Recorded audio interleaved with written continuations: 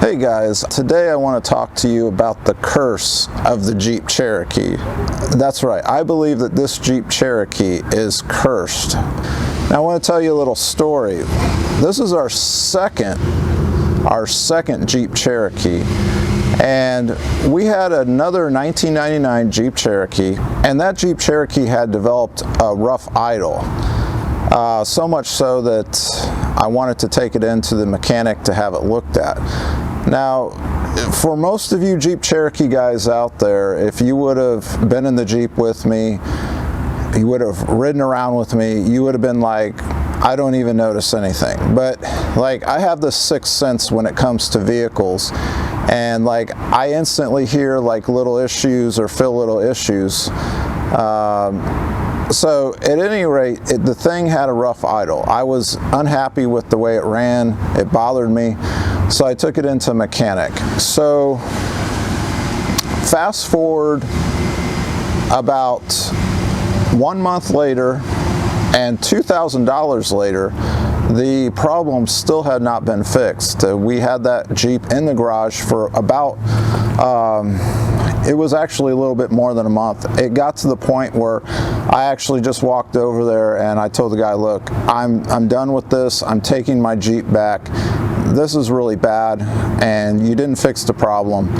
It's cost me well over $2,000 and the problem's still not fixed. So,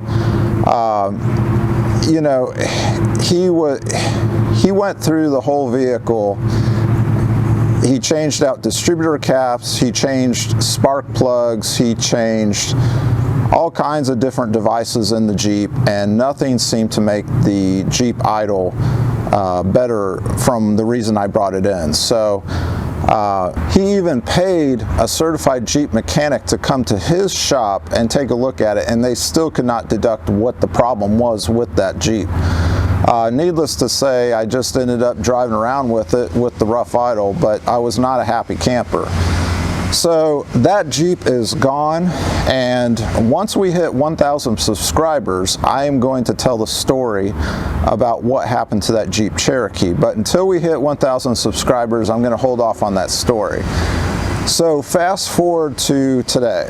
I'm sitting in front of another 1999 Jeep Cherokee, and we have now experienced another issue with this Jeep Cherokee that seems to be eluding the mechanics. So what's going on with this Jeep here? So we've had this Jeep for about a year and it's been running okay. We've had a few issues we've had to get looked at, but you know, nothing abnormal for a vehicle that's 20 years old. But about 4 or 5 months ago, the Jeep started experiencing this problem where when we turned on the Jeep in the morning and we left, the Jeep would kind of stutter, lose power, then surge power.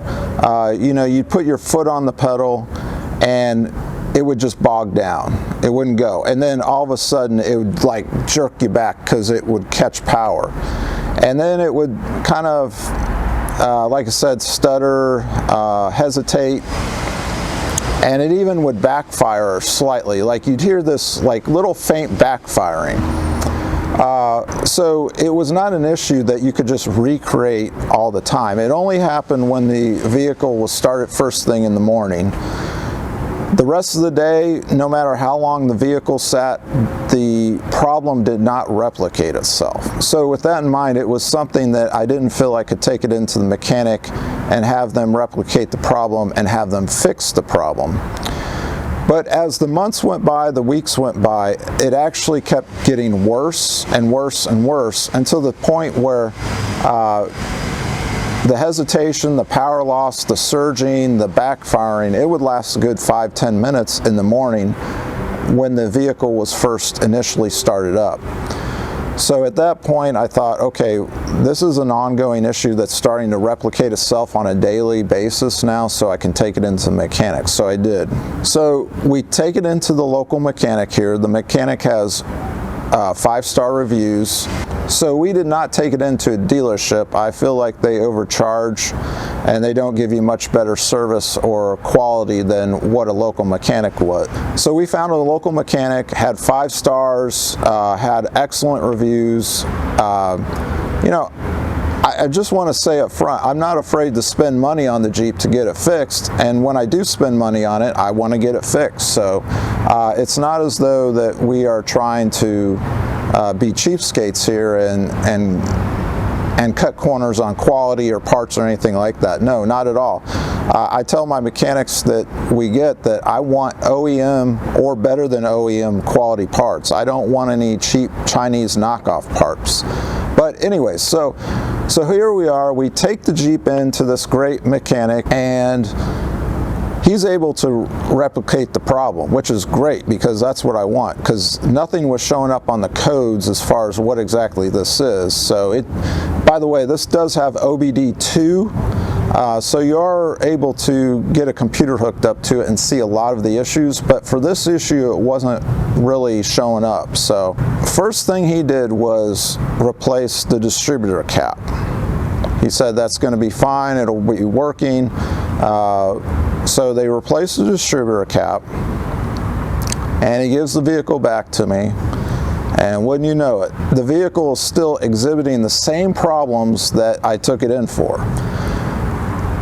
Take it back in the next day, and I'm like, this is not fixed, we need this fixed. So he gets this mass sensor machine or something and hooks it up to something else in the vehicle besides the OBD2. He then deducts at that point that it is the timing chain. So he says the word timing chain, we need to replace the timing chain. And I'm like, all I see at that point is dollar signs flying through my mind, because when I hear the word timing chain, that means thousands of dollars of repairs.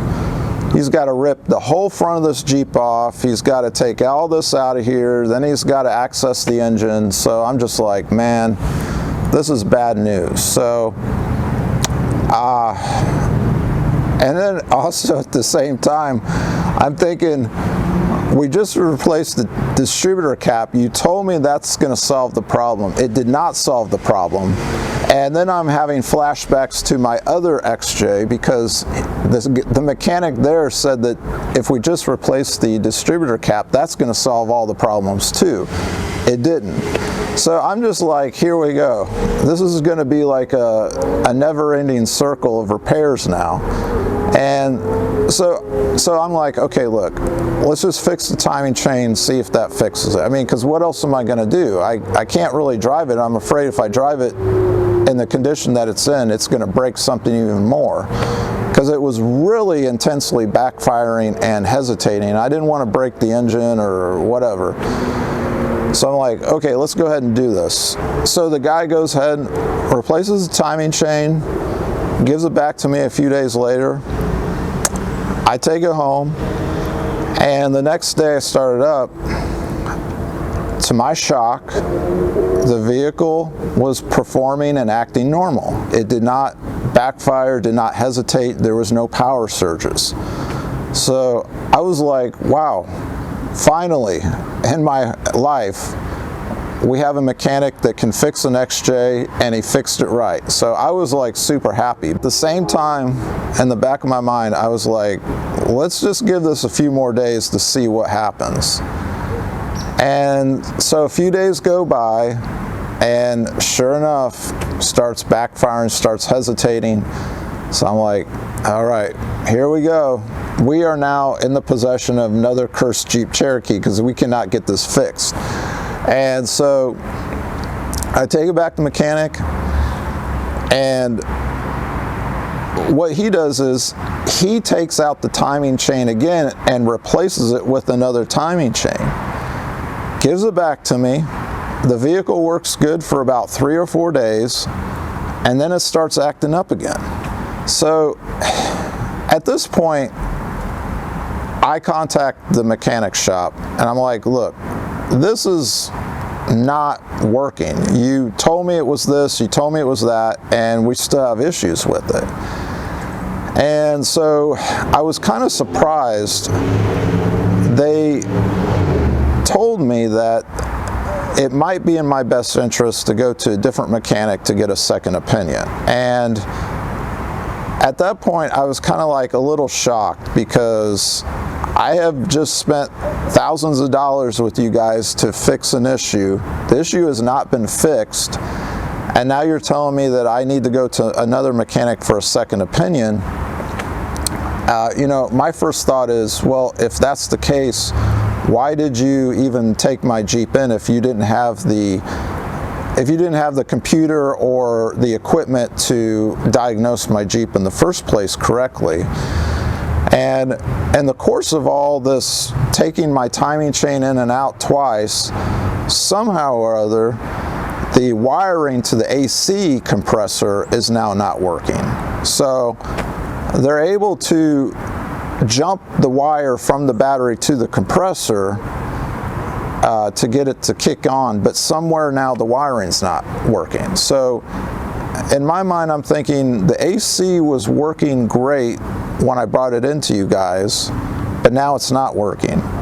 And they had no comment. So they said that I need to go to a specialized auto mechanic that does electrical work. So here we are.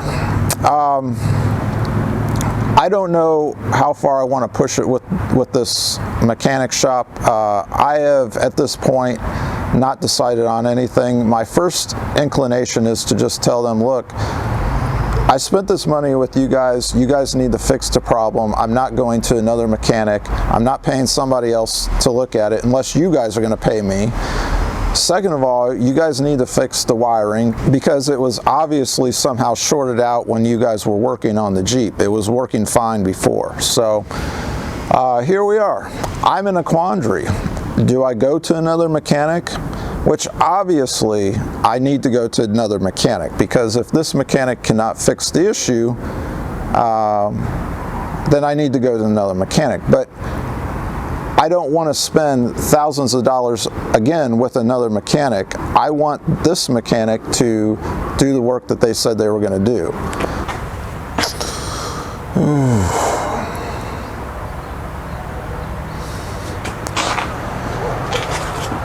Well, this is the view that we get of the Jeep Cherokee more than any other view. I'd love to have the view where we drive around out in nature and see trees and mountains and all kinds of cool stuff.